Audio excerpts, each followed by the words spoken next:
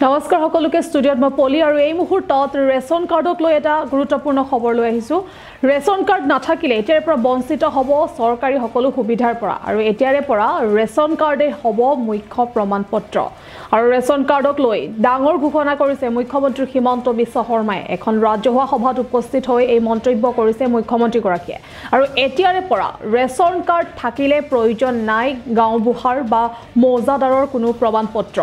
ration কাৰ্ডৰ হিতাধিকাৰীয়ে পাব কেইবাটাও সুবিধা আৰু এতিয়া আপুনি অৰুণোদয় আঁচনিৰ ধন পাবলৈও আপোনাৰ হাতত লাগিব ৰেচন কাৰ্ড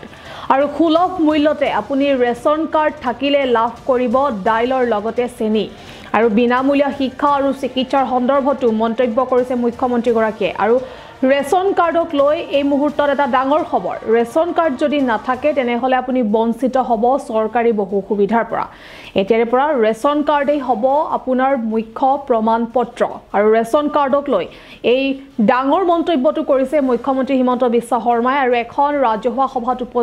উপস্থিত হৈ এই মন্তব্য কৰিছে মুখ্যমন্ত্ৰী গৰাকীয়ে যে এতিয়াৰে পৰা ৰেচন কাৰ্ডেই আপোনাৰ মুখ্য প্ৰমাণপত্ৰ হ'ব আৰু ৰেচন কাৰ্ডক লৈ এই ডাঙৰ ঘোষণা কৰিছে মুখ্যমন্ত্ৰী গৰাকীয়ে আৰু এতিয়াৰে পৰা যদি ৰেচন কাৰ্ড থাকে আপোনাৰ হাতত তেনেহলে প্ৰয়োজন নাই গাঁওবুঢ়াৰ বা মৌজাদাৰৰ কোনো প্ৰমাণপত্ৰ আৰু ৰেচন কাৰ্ডৰ হিতাধিকাৰীয়ে পাব কেইবাটাও সুবিধা এতিয়া আপুনি অৰুণোদয় আঁচনিৰ ধন পাবলৈও আপোনাৰ হাতত লাগিব ৰেচন কাৰ্ডখন আৰু সুলভ মূল্যতে আপুনি ৰেচন কাৰ্ডৰ জৰিয়তে লাভ কৰিব পাৰিব দাইলৰ লগতে চেনি আৰু এই সভাখনত উপস্থিত হৈ বিনামূলীয়া শিক্ষা আৰু চিকিৎসাৰ সন্দৰ্ভতো বহুকেইটা মন্তব্য কৰিছে মুখ্যমন্ত্ৰী গৰাকীয়ে লগতে ৰেচন কাৰ্ড সন্দৰ্ভত এই ডাঙৰ মন্তব্যটো কৰিছে যে এতিয়াৰে পৰা যদি ৰেচন কাৰ্ড নাথাকে তেনেহলে আপুনি চৰকাৰী সুবিধাৰ পৰা বঞ্চিত হ'ব আৰু ৰেচন কাৰ্ডে এতিয়াৰে পৰা আপোনাৰ মুখ্য প্ৰমাণপত্ৰ হ'ব আৰু ৰেচন কাৰ্ডক লৈ এই ডাঙৰ মন্তব্যটো কৰিছে মুখ্যমন্ত্ৰী হিমন্ত বিশ্ব শৰ্মাই আৰু মুখ্যমন্ত্ৰী গৰাকীৰ মন্তব্য আমাৰ হাতত আছে আপোনালোকক শুনোৱাৰ চেষ্টা কৰিম কামৰূপৰ বকু ছয়গাঁও পলাশবাৰী হাজো শুৱালকুছি ৰঙিয়া কমলপুৰ কামৰূপ মহানগৰ জিলাৰ দিছপুৰ ডিমৰীয়া নিউ গুৱাহাটী কোকৰাঝাৰৰ গোসাইগাঁও দতমা কোকৰাঝাৰ আৰু বাউখাংগুৰি পৰ্বতজৰা নলবাৰী টিহু শিৱসাগৰৰ ডিমৌ তামুলপুৰৰ তামুলপুৰ আৰু গোৰেশ্বৰ সমষ্টিৰ ৰাইজেও আজিৰ সভাতে ৰেচন কাৰ্ড লাভ কৰিব আৰু সকলো ৰাইজে এই ৰেচন কাৰ্ড লবৰ বাবে আজি এই সমষ্টিসমূহত উপস্থিত আছে মই লখিমপুৰৰ পবিত্ৰ ভূমিৰ পৰাই ৩৭টা সমষ্টিত উপস্থিত থকা সকলো ৰাইজকে মোৰ প্ৰণাম জনাইছো এতিয়া মই ৰেচন কাৰ্ডৰ ওপৰত কেইটামান কথা ক'ব খোজো ৰেচন কাৰ্ডখন পালে আমাৰ কি লাভ হয় প্ৰথম এই মাহৰ 15 তাৰিখৰ পৰা 28 তাৰিখলৈকে আমি অৰুণোদয় আঁচনিৰ নতুন হিতাধিকাৰী নিৰ্বাচন কৰি আছো অৰ্থাৎ প্ৰত্যেক গাঁও সভা পাতিছো পুলিং বুথত আমি অৰুণোদয় বাবে হিতাধিকাৰী আমি নিৰ্বাচন কৰিছো আৰু এইবাৰৰ নতুন নিয়ম মতে অৰুণোদয় আঁচনি পাবৰ কাৰণে আমাৰ ঘৰত এখন ৰেচন কাৰ্ড থাকিব লাগিব এতিয়া আজি যিসকলে ৰেচন কাৰ্ড পালে তেওঁলোকে এতিয়া নিজৰ নাম অৰুণোদয় আঁচনিৰ বাবে গাঁও সভাত তেওঁলোকে দিব পাৰিব যদি ৰেচন কাৰ্ড নাথাকিলেহেঁতেন তেওঁলোকে অৰুণোদয় আঁচনি নাপালেহেঁতেন সেইকাৰণে আমি ততাতৈয়াকৈ যিসকলৰ ৰেচন কাৰ্ড নাই তেওঁলোকক আমি ৰেচন কাৰ্ড দিয়াৰ ব্যৱস্থা কৰিলো এতিয়া ৰেচন কাৰ্ডখন পালে অৰুণোদয় পোৱাৰ ৰাস্তা মুকলি হয় লগতে ৰেচন কাৰ্ডখন পোৱাৰ লগে লগে প্ৰধানমন্ত্ৰীৰ আয়ুষ্মান ভাৰত মুখ্যমন্ত্ৰীৰ আয়ুষ্মান অসম এই দুটা আঁচনিৰ জৰিয়তে আমি মেডিকেল কলেজ নাৰ্ছিং হোমত চিকিৎসাৰ বাবে বছৰি 5 লাখ টকালৈকে আমি বিনামূলীয়া চিকিৎসা পাব পাৰো আমাৰ ঘৰত যদি আয়ুষ্মান ভাৰতৰ কাৰ্ডখন নাই তথাপিতো হস্পিটালত যদি আমি ৰেচন কাৰ্ডখন দেখুৱাও ৰেচন কাৰ্ডখন দেখুৱালে বছৰি 5 লাখ টকালৈকে আমি বিনামূলীয়া চিকিৎসা এটা এটা পৰিয়ালে আমি লাভ কৰিব পাৰিম তাৰ মানে আপোনালোকে চিন্তা কৰক যে আজি আমি অসমত 2,50,00,000 ব্যক্তিক আমি ৰেচন কাৰ্ড দিছো আৰু সকলোৱে যদি বছৰি 1,00,000 টকাৰো মেডিকেলত ট্ৰিটমেন্ট কৰে তেতিয়ালে চৰকাৰে কিমান টকা মেডিকেলত দিব লাগিব 2,500 কোটি টকা আৰু ৰেচন কাৰ্ডখন হাতত থকা মানে কি যে আপোনালোকে বেমাৰ আজাৰ হলে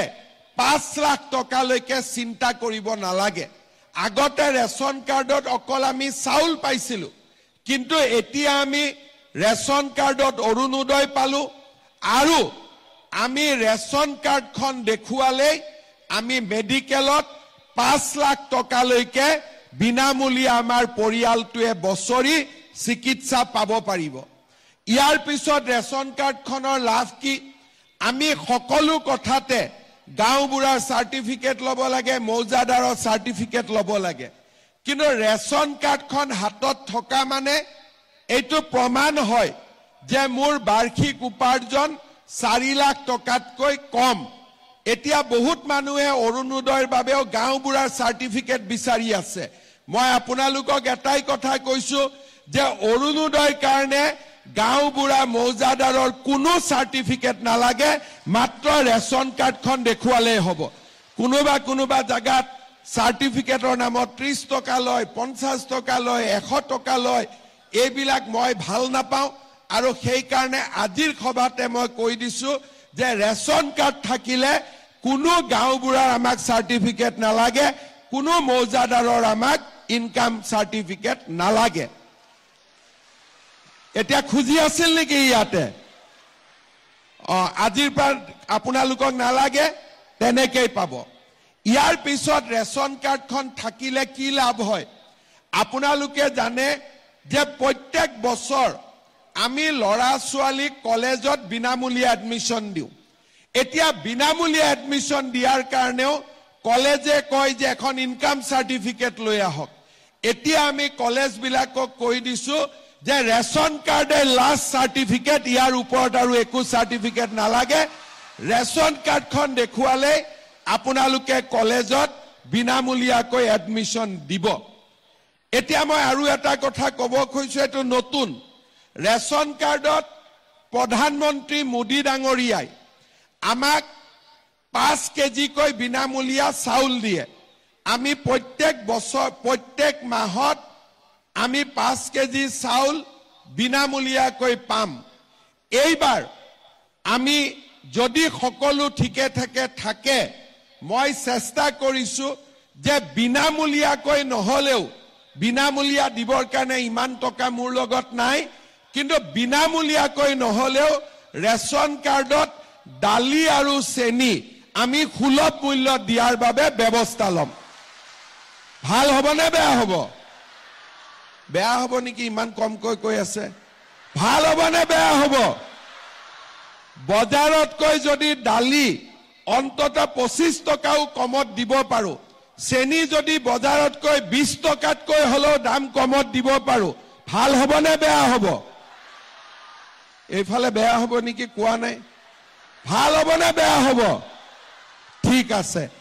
এতিয়া মই চিন্তা কৰি আছো যে ৰেচন কাৰ্ডৰ লগত কিমান লাভ হল এটাকৈ চিন্তা কৰক প্ৰথম ৰেচন কাৰ্ড পালো তাৰ মানে 5 কেজি চাউল বিনামূলীয়া পালো ৰেচন কাৰ্ড পালো অৰুণোদয় পোৱাৰ বাবে যোগ্য হলো তৃতীয়তে ৰেচন কাৰ্ড পালো বেমাৰ আজাৰ হলে 5 লাখ টকালৈকে ট্ৰিটমেন্ট হল ৰেচন কাৰ্ড পালো কোনো কামতে আৰু গাঁওবুঢ়া মৌজাদাৰৰ ইনকাম সাৰ্টিফিকেট নালাগে আৰু লাষ্টত চেষ্টা কৰি আছো যে ৰেচন কাৰ্ডখনৰ জৰিয়তে দালি আৰু চেনিও যাতে কম দামত আমি কিনিব পাৰো গতিকে এখন ৰেচন কাৰ্ডৰ জৰিয়তে আমি কিমানখিনি উপকৃত হ'ব পাৰো আপোনালোকক তাৰ মই এটা উদাহৰণ দিলো শ্ৰদ্ধা ৰাইজ এতিয়া মই আৰু দুটামান কথা ক'ব খোজো আপোনালোকে জানে